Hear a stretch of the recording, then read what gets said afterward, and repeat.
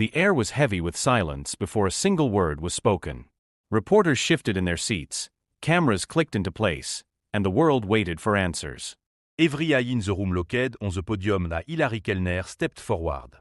Her voice carried both weight and fragility as she introduced herself. My name is Hilary Kellner, Communication Director for the Utah Department of Public Safety. She paused, the gravity of the moment pressing against her chest. She explained that 2 speakers would follow, one representing Utah, one from the federal side. Updates would be given, a recap of the horror that unfolded just yesterday, and only a few questions could be taken before the president addressed the nation. The room was tense, every second dragging like an eternity. Then she stepped aside, and Commissioner Bo Mason approached the microphone. The lights reflected off his face, sharp lines of exhaustion etched into his features. "Good morning," he began, his voice steady but somber. "I am Bo Mason, Commissioner for the Utah Department of Public Safety." He gripped the podium as though it were the only thing keeping him upright. "We cannot begin today without recognizing the weight of this day." He inhaled slowly, his eyes scanning the room. "On September 11th, we come together as a nation to honor those who gave everything for freedom. And yet today we stand here, hunting a murderer." The words stung, slicing through the stillness.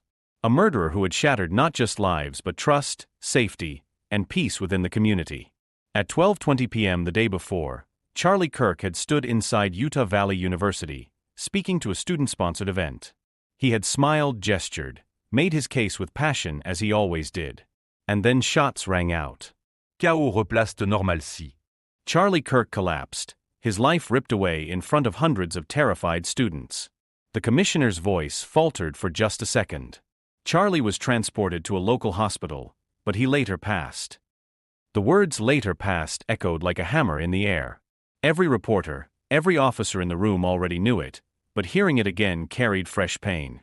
Commissioner Mason explained that Charlie's body had been moved to the state medical examiner's office overnight. Arrangements were being made to return him to his family. His family, grieving, shocked, shattered. The commissioner pressed on, speaking of the investigation. Persons of interest had been interviewed, then cleared, but not without consequence. They had faced harassment, threats, even though they were innocent. He urged the public to show patience, to understand that being questioned did not mean being guilty. The investigators, he said, had worked without rest.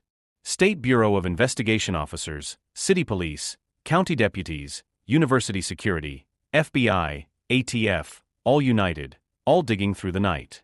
There had been breakthroughs. The shooter's movements were traced with chilling precision. From the moment he arrived at 11:52 a.m. near campus. Through the stairwell. Up to the roof. Across to the shooting position. The trigger pulled. And then escape. He had jumped off the building, vanished into neighborhoods, slipping like a shadow into the streets beyond.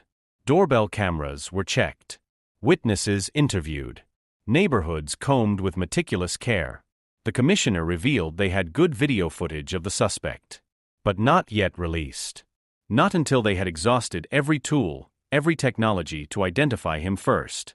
The FBI and ATF were working hand in hand with state officers, chasing every lead. The commissioner's tone hardened. "We will not stand for what happened yesterday. We are investing everything we have into this investigation. And we will catch this individual." The room remained silent, the only sound the scratch of pens and the quiet hum of cameras. But beneath the silence, fear still lingeait. The fear of a killer still out there. The fear of not knowing why. And the fear of what might come next. The commissioner stepped back, his shoulders carrying the weight of an entire state. He knew that his words alone could not heal the community, but they could steady it. He turned the podium over to the next speaker. The man who stepped forward was Robert B.S., the special agent in charge of the Salt Lake FBI field office. His suit was neat, but his expression carried the lines of a sleepless night. His voice was calm, but it carried a heaviness that could not be hidden. "Good morning," he said, adjusting the microphone. He wasted no time acknowledging what had happened. Following yesterday's tragic shooting of Charlie Kirk, FBI agents have been working around the clock. The word tragic shooting sat heavy in the air. He explained that coordination was happening with every level of law enforcement. The FBI would not stop. They would not rest until the person responsible was found. And not just found, understood. Why they had done this. What had driven them to turn a campus event into a nightmare. For the first time, he revealed that a weapon had been recovered. A high-powered bolt-action rifle. Abandoned in a wooded area where the shooter had fled. The rifle was already on its way to the FBI laboratory. It would be analyzed down to the last fingerprint, down to the last trace of gunpowder. And they had found more than just the weapon. Footwear impressions pressed into dirt. A palm print left behind in nest. Forearm imprints that spoke of a shooter lying prone, taking aim. The details painted a picture of someone who had planned, who had positioned, who had executed. And yet, the biggest question hung unanswered. Why? Agent Roberts' eyes moved across the room. I understand there are questions about motive, he said. We are pursuing every lead, every tip, every angle. As of this morning, we've received more than 130 tips from the public. His voice strengthened with each word. We thank the community for that. The FBI, he explained, had brought every resource possible to bear. The mission was clear. The American people must be protected. The Constitution must be upheld. And an attack on free speech, an attack on the First Amendment, was an attack on democracy itself. This is why we will relentlessly pursue this case, he declared. And why we will not stop until the shooter is found. There was no applause. No sound but the quiet scratch of notes and the clicking of camera shutters. But in the silence, there was resolve. Robert spoke of grief, too. Grief for the family of Charlie Kirk. Grief for the community shaken to its core. And grief for a country reminded, yet again, of how fragile peace can be. He urged anyone with videos, images, or even fragments of evidence to come forward. A website had been set up. A hotline open 24 hours a day. No tip was too small. No detail too minor. Because sometimes justice was hidden in the smallest corner of evidence. And then came the questions. On shut up. Reporters wanted clarity, details, answers that investigators were not ready to give. One voice asked about the shooter. Could they describe him? Was it a man? Was it a student? Commissioner Mason stepped back to the podium. The cameras clicked again as he leaned in. The shooter, he explained, had blended in well. Too well. College-aged, inconspicuous. Someone who could have passed unnoticed in a crowd of students. It was a chilling thought. The kind of thought that made people glance twice at the stranger sitting next to them in a lecture hall. They had images, Mason admitted. Clear images. But they were not ready to release them yet. Not until they had tried every method to identify him themselves. If that failed, the public would be brought in. For now, secrecy was strategy. He was asked about security at the event. Who had been watching the roof? How could someone move so freely without detection? Mason shook his head, his jaw tight. That is not for us to answer, he said. Neither state safety nor the FBI had been in charge of security for the event. That responsibility belonged elsewhere. But the implication lingered in the air. Somewhere, something had failed. Another reporter asked about the rifle. Was the suspect still hiding nearby? Could he still be in the woods? Mason's voice was firm. No. The woods had been searched. Secured. Cleared. The community was not under direct threat. This had been a targeted attack. One man. One target. And now, one fugitive. But he was still out there. And that reality hung heavy over everyone in the room. Another question was asked. Could the FBI see the shooter's face clearly in the footage? Was he from the university itself? How far could he have gone since the shooting? The answers were careful. Measured. The investigation was ongoing. Image existed, yes. But details could not yet be shared. The press dardait. Did they at least have fingerprints? DNA? The response was vague but confident. We are exhausting all of our resources. The weapon was being traced. The prints were being analyzed. The trail was still warm. The shooter had not yet disappeared into the void. And then the inévitable question came. Was the gun legal? Had it been purchased properly? Who owned it? The commissioner's reply was short. We are working on that. The room buzzed with tension. One reporter asked if internal changes within the FBI were slowing things down. The special agent didn't hesitate. Not at all. From the director down, we have full support. This investigation has every resource it needs. It was a reassurance, but it did not erase the unease in the room. When the final question was asked, the briefing ended. The officials stepped back. The cameras powered down. The room exhaled. But outside, across Utah and across the nation, the story was just beginning. When the press conference ended, the room emptied slowly, reporters whispering into phones, cameramen breaking down equipment, the weight of the morning still pressing heavy on their shoulders. Outside, the air was cold, and the campus of Utah Valley University looked different now. Students moved in hushed clusters, whispering to one another, their faces pale, their movements uncertain. For many, it was the first time they had felt unsafe in a place that had once been their second home. Yellow tape still lined parts of the campus, and officers stood watch near entrances. Every passerby looked suspicious, every stranger eyed with distrust. It was as though the innocence of an ordinary day had been stolen forever. Meanwhile, the family of Charlie Kirk was preparing for the hardest day of their lives. His wife, Erica, had spoken to Commissioner Mason the night before. She had not slept. Her phone buzzed constantly with messages of grief, condolences, anger, and disbelief. But all she wanted was silence, just a few hours without the noise of the world. She wanted her husband back. Charlie's body had been moved to the state medical examiner's office, a clinical space of steel tables and white walls. There, doctors examined the wound, cataloged evidence, and signed documents that no family should ever have to read. The body of a man who had spoken so often about freedom, about America, about debate and discourse, was now reduced to a case file, a number, a tragedy. And yet, for Erica and the family, he was not a case. He was the man who sat at the dinner table, the man who laughed too loudly at old jokes, the man who loved his daughter's drawings on the fridge, the man who was supposed to grow old with her. Now, instead of planning tomorrow's event, they were planning a funeral. News traveled fast. By morning, the story had crossed every screen in America. Cable networks filled their hours with analysis, speculation, and opinion. Was this a politically motivated attack? Was the shooter acting alone? Had security failed at the event? The questions were endless, and answers were scarce. On social media, hashtags trended within minutes. Some posts were filled with genuine grief, others with outrage, and some with conspiracy theories that only deepened the confusion. The nation was divided not just in politics, but in the very way it processed tragedy. Yet in Utah, the focus remained on the investigation.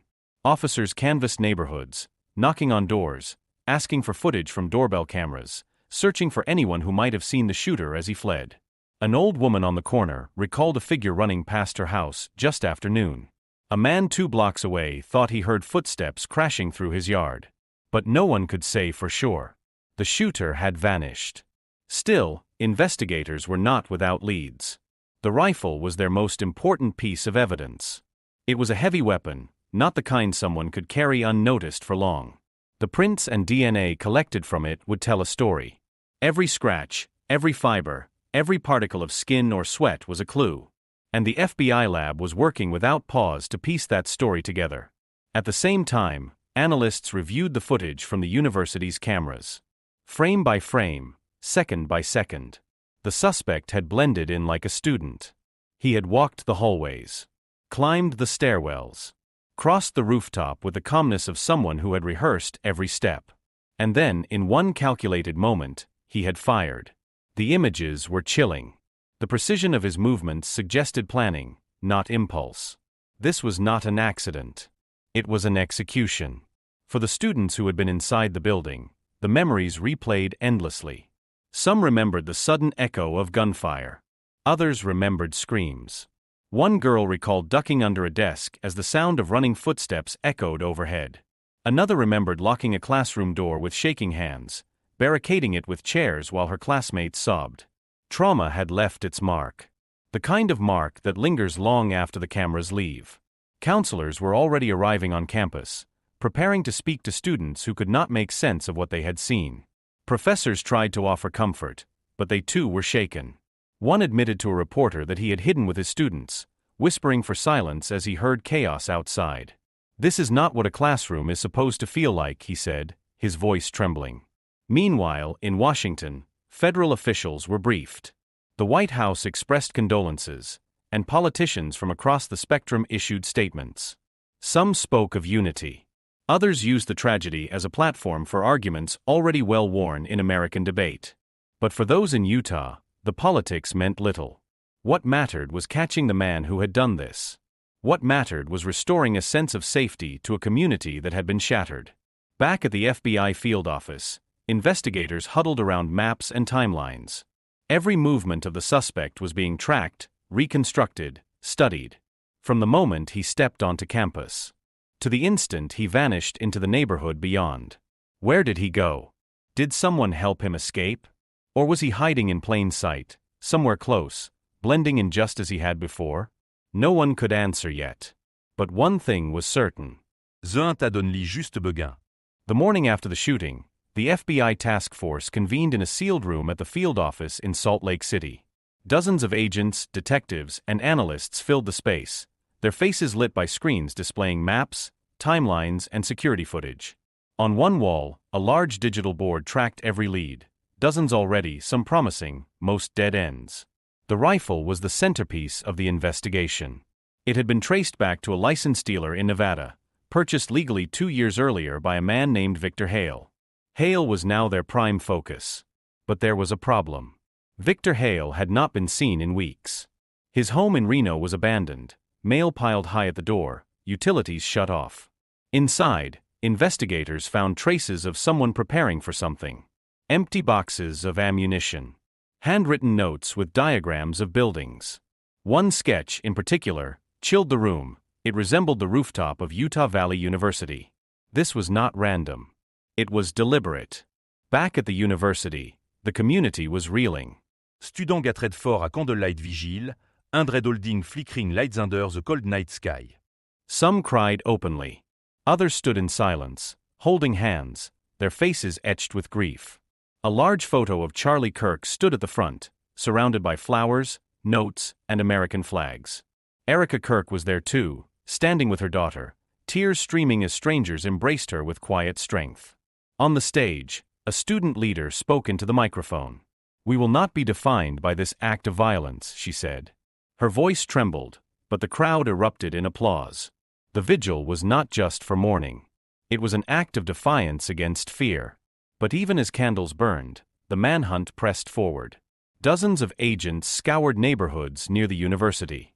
Dogs were brought in, searching for scents, following trails through alleys and empty lots. Helicopters swept over the city at night, their spotlights carving through the darkness. And still, no trace of Hale. The FBI's Behavioral Analysis Unit built a profile. Hale was ex-military, discharged under troubling circumstances. He had a history of paranoia, believed the government was corrupt, and had posted online under various aliases about taking action. In the weeks before the shooting, he had disappeared from forums and message boards, going silent. That silence now felt ominous. It was as if he had been preparing. The working theory was that he had acted alone. But agents worried. What if there were others? What if he wasn't done? At the command center, maps lit up with potential sightings. A gas station clerk swore he saw Hale in Provo. A farmer reported a stranger walking across his land. A truck driver claimed a man matching Hale's description tried to hitch a ride on the interstate. Each lead was followed, each ending in frustration. The trail was cold. But then came the break. A surveillance camera from a motel outside Ogden picked up a familiar face. The timestamp matched just hours after the shooting. Victor Hale, wearing a black hoodie, walking calmly into a room with a duffel bag slung over his shoulder. Agents swarmed the motel, kicking down doors, searching every room. But when they entered the one registered under a fake name, it was empty. On the bed was a Bible, its pages underlined in red ink with apocalyptic verses. In the bathroom, a map of Utah, marked with circles around several other universities. The message was clear. This wasn't over. Hale was planning more. The weight of that realization spread through the command center like a shockwave. What had begun as a manhunt was now a race against time. Every university in the state was alerted. Security tightened. Students evacuated campuses. The state moved into a heightened state of emergency. And the FBI pushed harder. Every hour mattered. Every second was another chance for Hale to strike again.